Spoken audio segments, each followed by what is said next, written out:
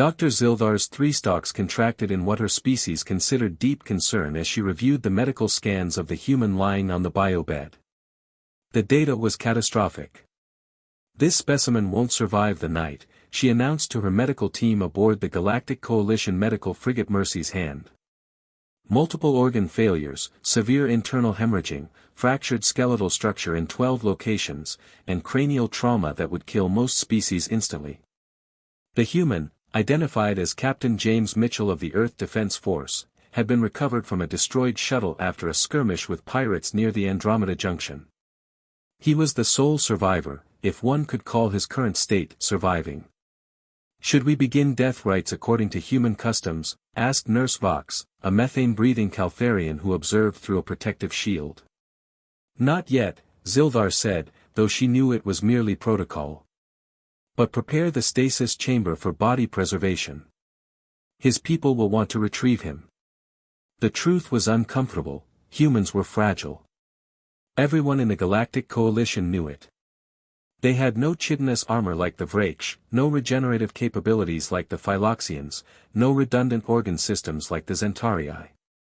Humans were soft, squishy mammals who could be killed by simply falling the wrong way on their own planets. That's what made their acceptance into the coalition so controversial. What use was a species that broke so easily? Zildar returned to her office, filing the preliminary death report. She'd seen hundreds of species in her 30-year career, but humans always disturbed her. They looked so vulnerable, with their thin skin and their single heart. She remembered the words of her medical professor: "A human is a tragedy waiting to happen. Medically speaking, they're held together by sheer stubbornness."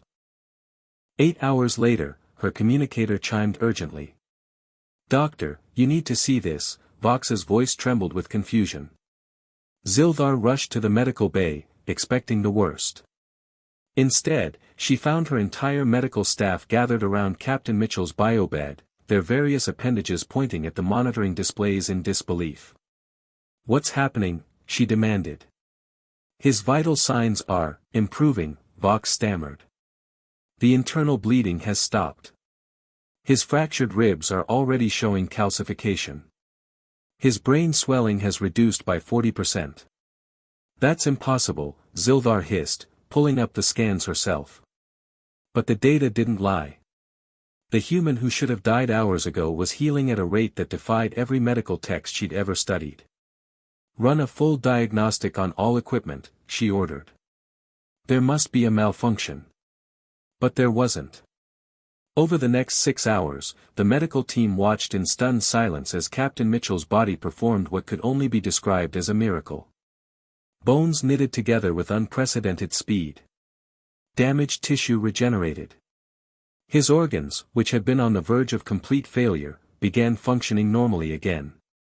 By the 20th hour, the human's eyes opened. "Water," he croaked, his voice barely a whisper. The medical bay erupted in chaos. Staff members scattered to grab hydration equipment while Zildar approached cautiously, her eye stalks focused intently on the impossible patient.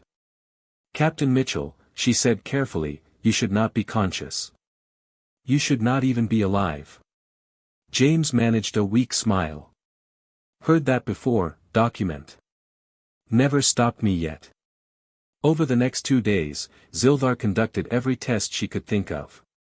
She analyzed his blood composition, studied his cellular structure, and reviewed every piece of human medical literature available in the Coalition database. What she found astounded her.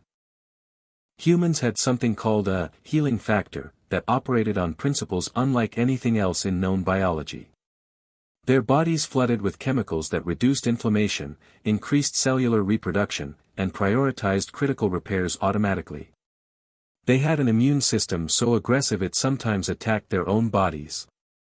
They could survive on minimal resources, adapt to extreme conditions, and their pain tolerance was astronomically high compared to most species.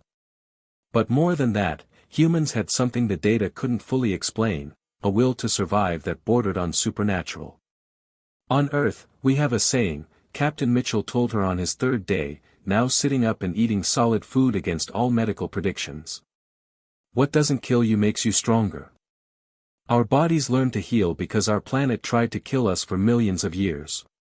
Your world is a death trap. Zildar asked, horrified. Compared to most garden worlds in the coalition. Yeah, pretty much. Predators, diseases, natural disasters, temperature extremes. Earth doesn't forgive mistakes. So our bodies learned not to quit easily.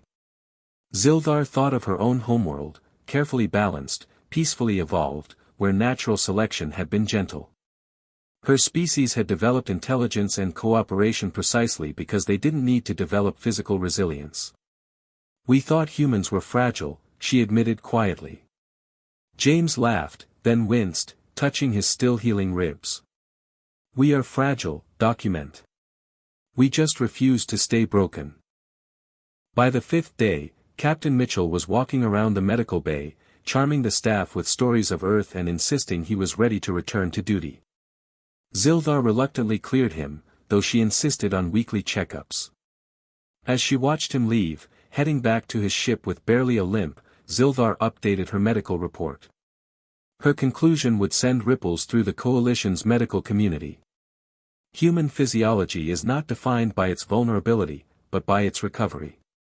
Where other species evolved armor, claws, or venom, humans evolved something far more valuable, the refusal to surrender to death. Medical professionals should adjust expectations accordingly. When treating human patients, remember, never call them a lost cause. They take it as a challenge. 6 months later, when Captain Mitchell returned for his checkup in perfect health, Zildar wasn't surprised at all.